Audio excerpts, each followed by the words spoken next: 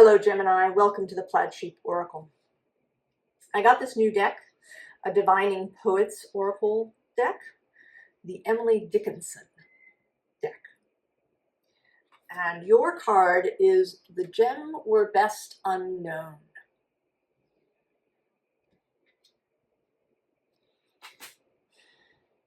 Something has been kept from you, Gemini, by your wider self, by your subconscious. So, and by extension, by source. Now, in the poem, the gem, she's kind of talking about the idea that if something is commonly there, you know, we sort of get used to it, and it loses some of its value, some of its oomph, right? Anything that becomes commonplace. But for you, I think it's really that, right, quite literally, that the gem has been kept sort of hidden. And the gem has to do with who you are and how you are going to move through the world once you come into full understanding.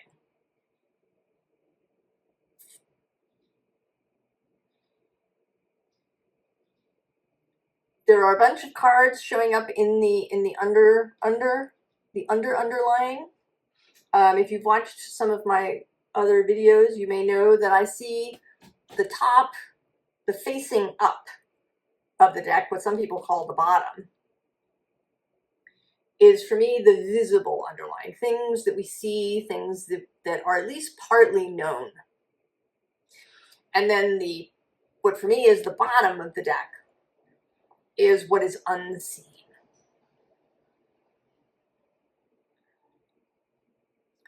So you begin in the seen underlying with the Six of Cups. I think that you know that you have been seeking, perhaps. You know that you have been doing whatever you needed to do to heal from, you know, all of your childhood stuff. We come into the world, and our childhood experiences create stuff. Sometimes they create masks or overlays. They create what we think of are really our personality traits, but are in fact coping mechanisms. All of this kind of stuff.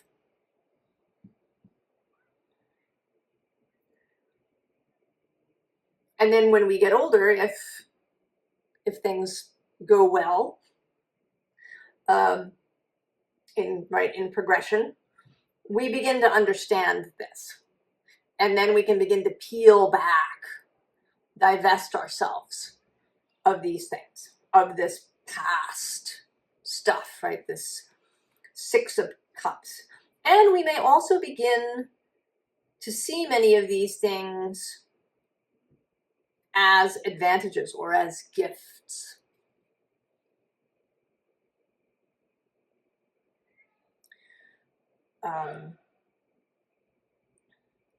You know, I'm part of Generation X.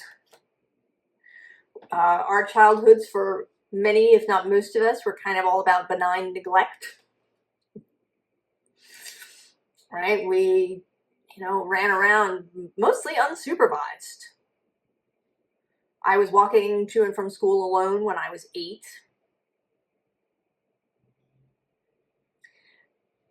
And although there were downsides, of course, to this, there were also a lot of upsides of being really prepared to kind of to handle things when you just get dropped into a situation.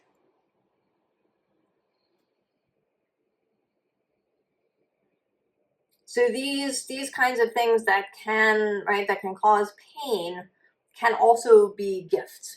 And when we get to a point where we can see that, when we can see here with this 9 of Pentacles underneath,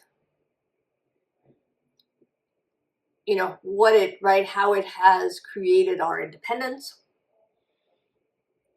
maybe how it has created many skills that we have, how perhaps it's helped us develop psychic gifts, empathic, intuitive, telepathic, all these kinds of things. Then we may develop, you know, kind of initially in self-defense, but then can be turned to much more beautiful ends. Below her is the 4 of Pentacles, and that may be the tendency to hold on to some of this stuff.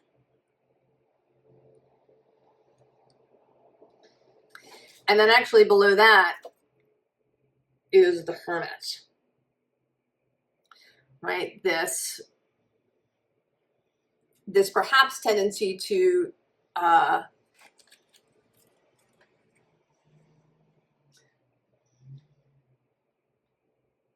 isolate, to keep only our own counsel. So remember those cards, and remember the Hierophant at the bottom. Often this card is seen as dogma or rules, and it can, and here it's doing double duty, as it often does, as our cards often do.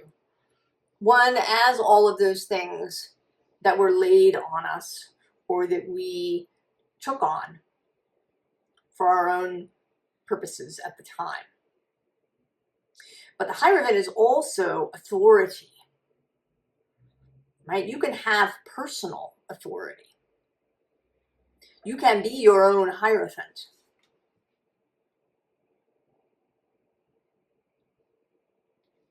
Now, next to him, underneath, in this sort of hidden position, I'm actually going to go one more than I intended to. We have some of the ways in which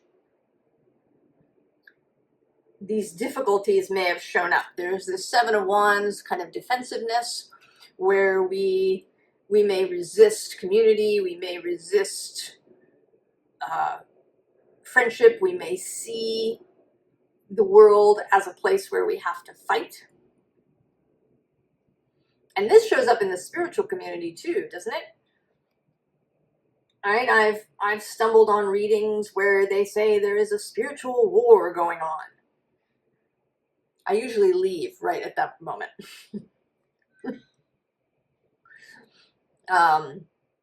Right, there's the idea of the spiritual warrior.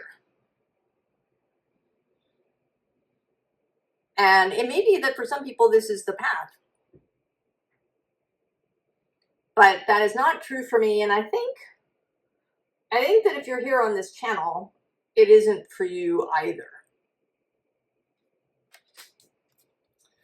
Then there's this poor Knight of Pentacles. Here coming through very much as the kind of negative end, right? The plodding, slow, maybe stubborn, right? The stuff that takes just forever. The 5 of Swords, arguments, both external and internal. This can be a Gemini thing because of that kind of 2-directional Janus. Some years ago, I worked with someone who had a Gemini sun, and he could have a whole discussion just with himself, presenting both sides of the argument.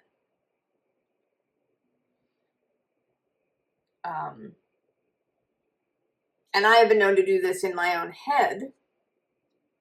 I have a progressed sun in Gemini at the moment. But then we have the Lovers, right? Who is you? But here in this, right, in this hidden underlying space, it may be an inability to make decisions, an inability to commit, a tendency to go in too many directions, an inability to synthesize things, people-pleasing tendencies. And then the Seven of Cups. Confusion, too much stuff. So these are all the things that, all right, have been perhaps difficulties for you and that you have been working through. And I think that you have not been told where you're going because it would be a burden to know that your own wider self and your source and your own subconscious wanted you just to do these things because they would be of benefit to you, not because there was some goal to be had. Right? In terms of I am doing these things so that I can X. No, that you would do these things simply because they were beneficial and because, right, it would be expansive for you, it would be healing for you, all of these things. But now you have arrived, Gemini. Because we get this Knight of Wands.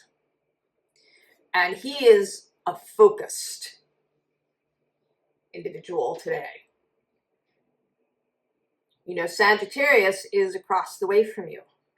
And where Gemini has this sense of taking in all kinds of information and data and people and all of these ideas and philosophies and just reveling in all of it, Sagittarius makes choices.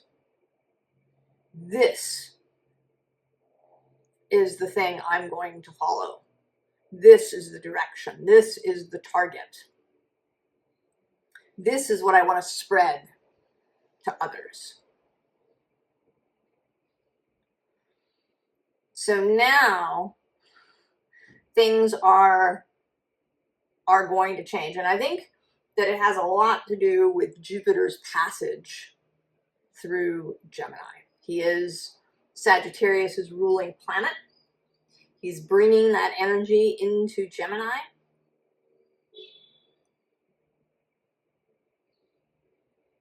He is the philosopher king for me. And also he was just squaring Saturn. And that would, from Jupiter's other space, Pisces. So the formation of a new philosophy, the formation of a new way forward that is specific, that is chosen. And so we have the Empress. Not simply, this is not simply a mental exercise.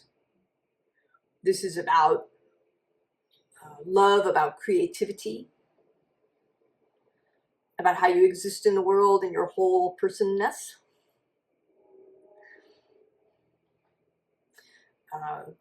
Venus is currently moving through your sister sign, Virgo, also guided by Mercury.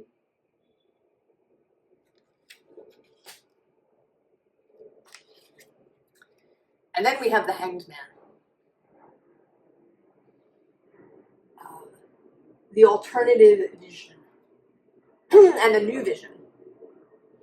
I was actually just this morning, it almost always happens that whatever I'm doing before I do a reading is related. I was just starting to listen to an audiobook called The Children of Ash and Elm that is about the Vikings. And the book opens, the prologue is the creation story that includes Odin and his two brothers. And the Hanged Man is often associated with Odin because he hung for 9 days upside down in Yggdrasil. He also gave up one of his eyes at this time. And he did this in order to gain the secrets and magic of the runes. So it's kind of a moment to get down to business.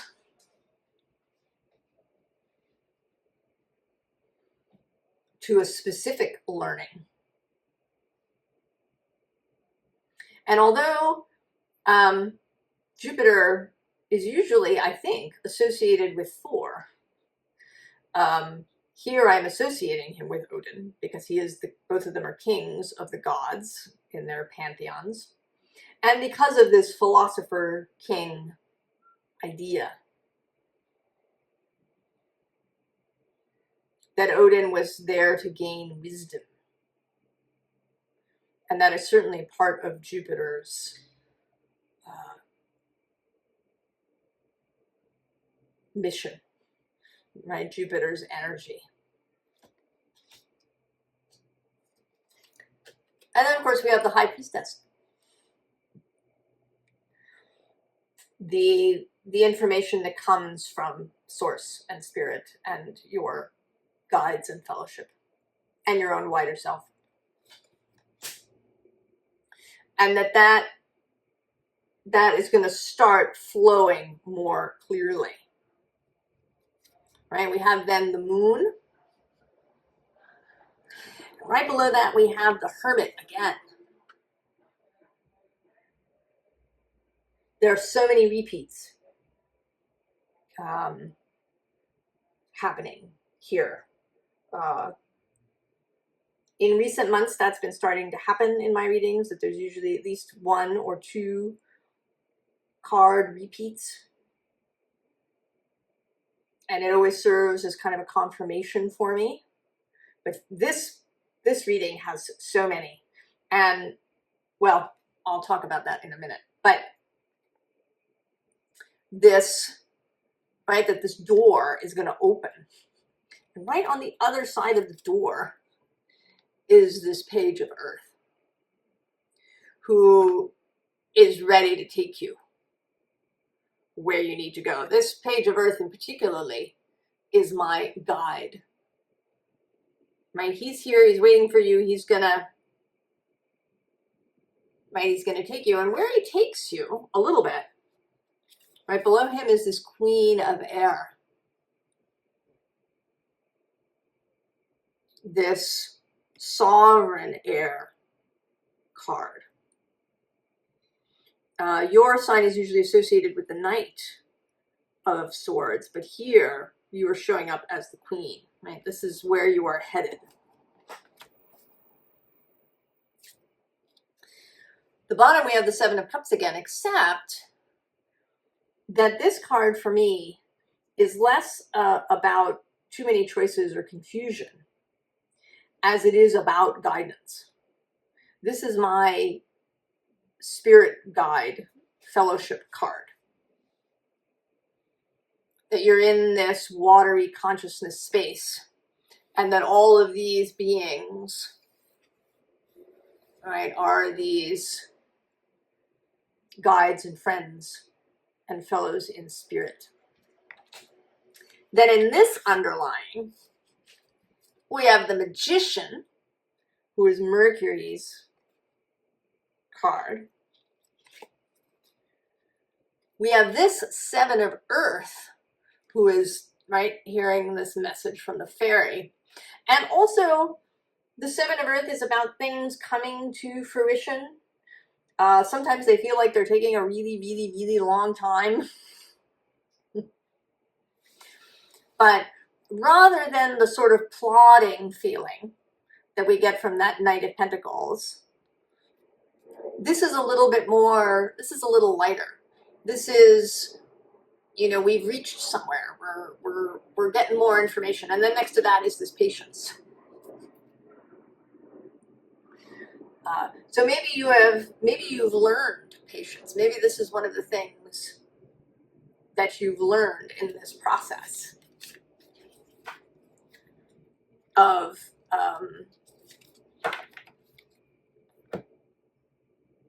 healing and expansion that you've been doing. So then we have the Nine of Cups with the gem. The gem being seen and known.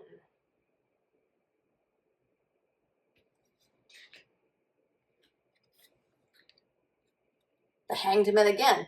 But here he's a little more dynamic. He is not, right here he's very still,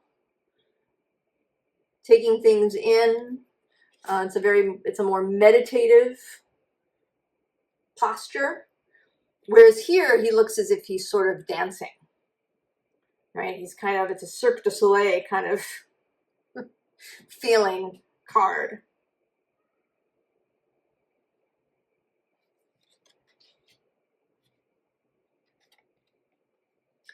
And then there's Two of Earth. And this feels very much today like beginning.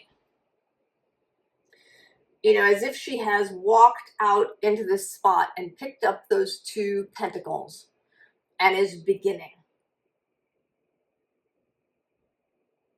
So the new beginning. And it is, I think, two rather than the Ace of Pentacles, partly for the image, but also because you are still Gemini. There is still two. And beginning with Pentacles, with Earth, beginning to work differently with your actual physical life. So this is not, right, this is this Empress energy, not all in the head. And then the Six of Fire. Ignition. This is Jupiter in Leo. And Mercury has been retrograde in Leo. So the Leo energy is very strong for you at the moment.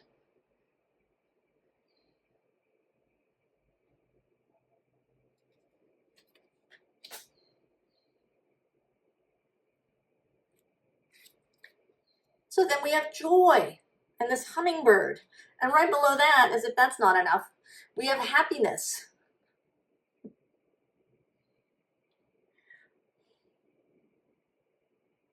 And maybe you've been having, maybe that hasn't been very present for you, Gemini. Maybe you're relearning it. Because the bottom of the deck is renewal with this frog spirit. So there is something in you that's being renewed. I do think of Gemini as a childlike energy, the kind of childlike wonder. You know, going and looking at all the things and picking everything up and examining things and being excited about every new thing that's learned. This kind of youthful energy, I associate that with Gemini. You know, those first four signs, Aries, Taurus, Gemini, and Cancer, I see all very childlike. Right? The spark and the, you know, Taurus being really, you know, into like nature and, you know, kids who love to go and collect rocks or, you know, learn about bugs or, you know, make mud pies and these kinds of things. And then Gemini is this learning energy. And Cancer as the feeling energy, becoming, you know, compassionate, feeling about others. And little children are. I mean, people will tell you that little children are selfish. And they are self-centered. That is to say that they see things exclusively really from their own point of view. They haven't, right? They haven't quite gotten to a place where they include other people and, you know, think about other people's perspective. But I don't think that they are selfish. In my experience, little children are very generous. They will often, right, they'll want you to share. They want to share with you. That's the natural inclination. So here, the underlying, we have success. Then we have patience again, right? The ability to wait for the right time. The ability to sit in stillness. Then this purification, which seems here like, right, the release of all that stuff that you may have been carrying around but no longer need. And then chaos. Right, the creative space that is now available.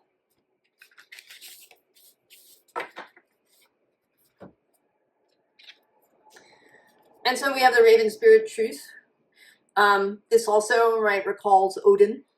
He has 2 ravens who go around the world and bring him the news. Mystical ravens. So the, right, receiving information from spirit with clarity, right, knowing truth and accuracy when you hear it. Power. That's sort of self-explanatory. Healing. And courage. Right? Courage really comes from confidence. And it's not confidence, and actually also self-worth, I think, is a real asset to courage. Right? Believing in yourself helps you to be courageous. And generous, in fact. So now, interestingly, I don't think this has ever happened before, where I have 2 versions of the Waite Smith deck. And I don't think they've ever come out this way in the first 4. I think on another occasion they came out with the mini being the advice. But this time they are both here in the main part of the reading. And here where the Hierophant is unseen and at the bottom, now he's at the seen level, here on the top. And below him, the moon, and actually this Page of Swords. So now there is this growing clarity. There is a growing clarity about you and your own personal authority and who you are becoming. The bottom has this 9 of Cups. This guy always looks very self-satisfied to me. Right? There's a confidence in him too. He has all these cups. He knows he has them. He doesn't even have to look at them. He knows they're there. And the next to him on the bottom, we have this forward-looking 3 of Wands. And not just forward-looking, but also collaborative. The Page of Pentacles reappearing with this new, right, this new world, this new idea. And then the Fool.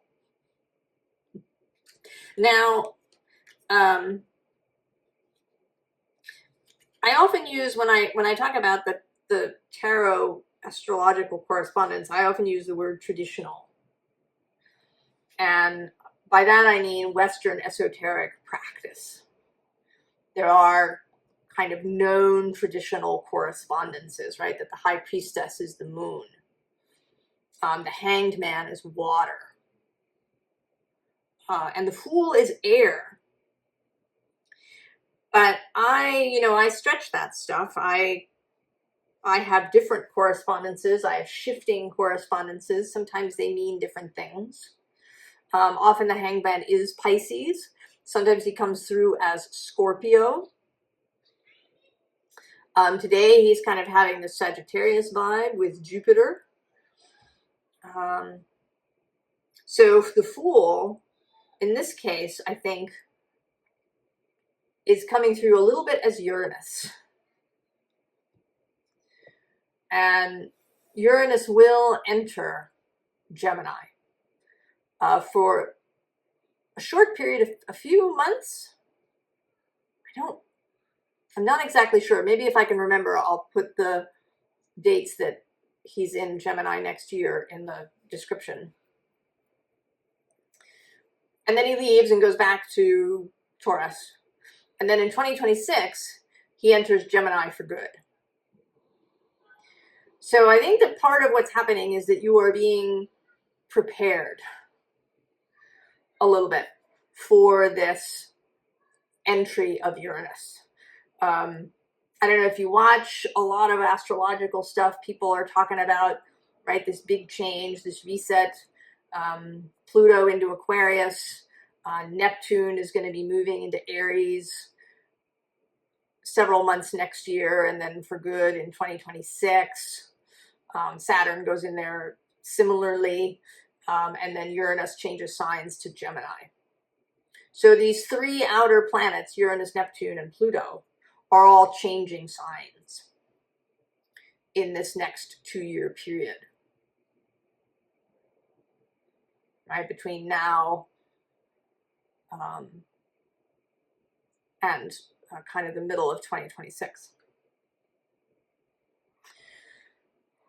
So there is a significant kind of sea change that will begin to happen. But I don't think it's going to be really fast. I mean, Uranus is fast and Gemini is very fast. But I think this is kind of a long haul change, right? He's going to spend 7 years in Gemini.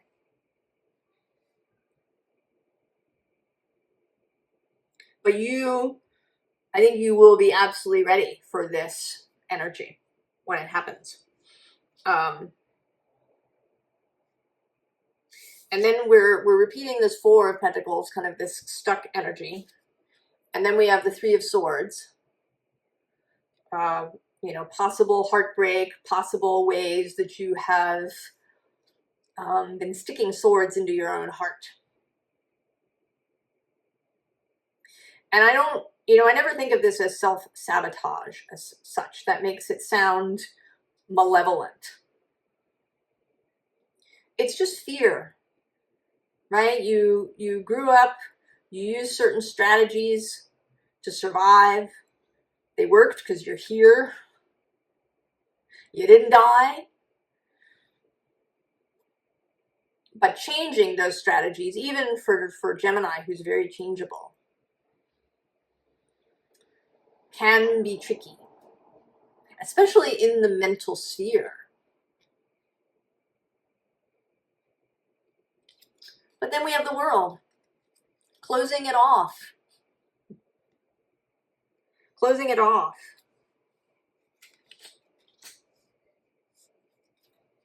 And coming again to the Hermit for the third time.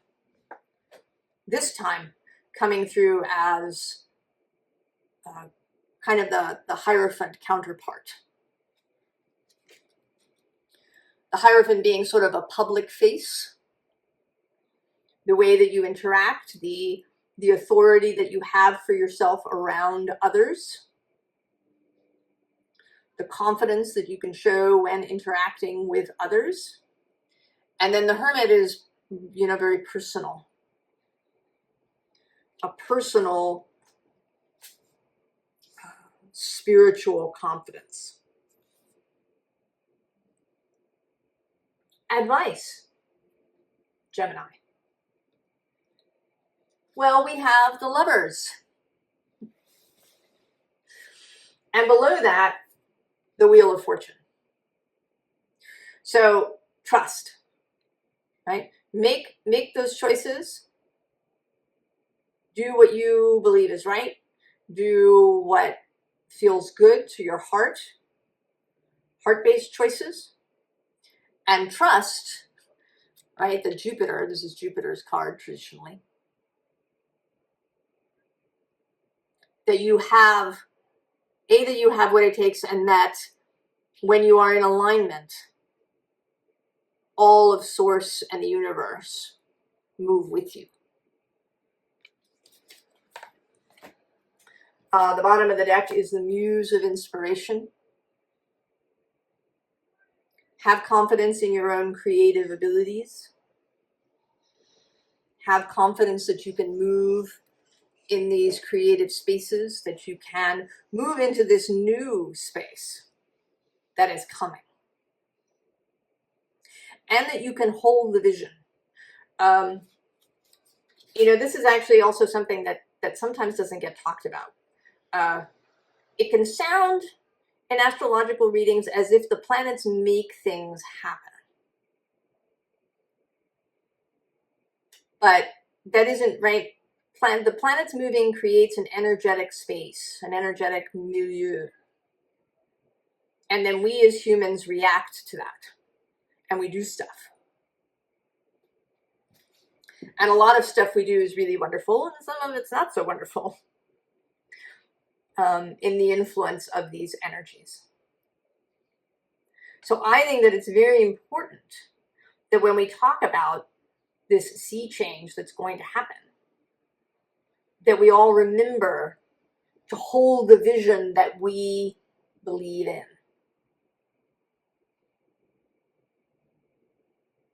To not simply, just assume that, Pluto moving into Aquarius means this new, gorgeous age of freedom and community. I think that's wonderful. Believe, but hold that vision. When you talk about it, talk about that. Move in ways that expand that vision. Make choices that support that vision. Because, right, we're all of us, even those of us that are aware of astrology, are still influenced by these energies.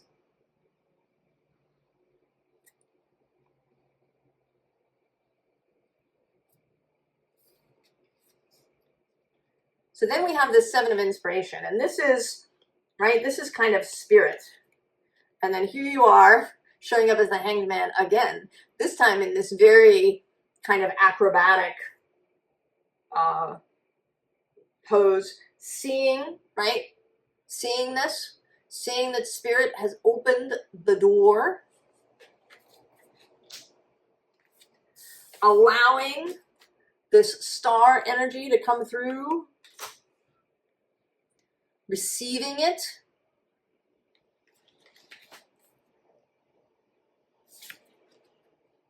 and then strength, right? Taking that beautiful star vision with you, with power and with courage. So I asked for a little extra, right, to tell me, kind of what this is, right? What is it that's, right, that was kept from you? The bottom of the deck was Temperance. Underneath that, we have the Two of Pentacles repeating. Oh, and then under Temperance is the Lovers. And then the four cards that came out were, there you are, the Knight of Swords, moving, changing into the Knight of Wands, right? Finding your drum. and banging it.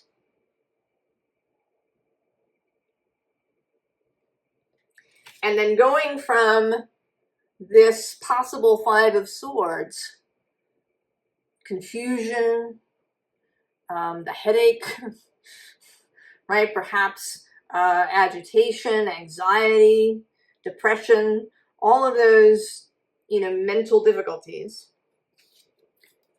into the laughing Hierophant. Right? This is the Hierophant, not the Hierophant of dogma, of punishment, of any of these kinds of things, of coercion. This is, right, we even have this pinkness here. This is the Hierophant whose religion, whose philosophy is joy.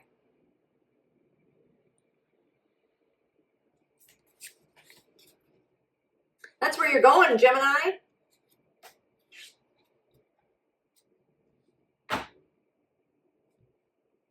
That is your mission. I feel like everybody's kind of being given a mission. I don't know. Your mission, should you choose to accept it. Or that, maybe it's not that you're being given a mission. But that, right, that it's becoming known. Actually, I didn't do this bottom, which is this, right, this fantastic, right? This sort of feels like, right, you've gone through the archway. There you are, you're fabulous. You realize you've got the entire cosmos with you. You become the Eight of Wands, moving, right? This is another Sagittarius card. Moving with strength, moving with purpose. And then the Hermit, one more time. Here at peace.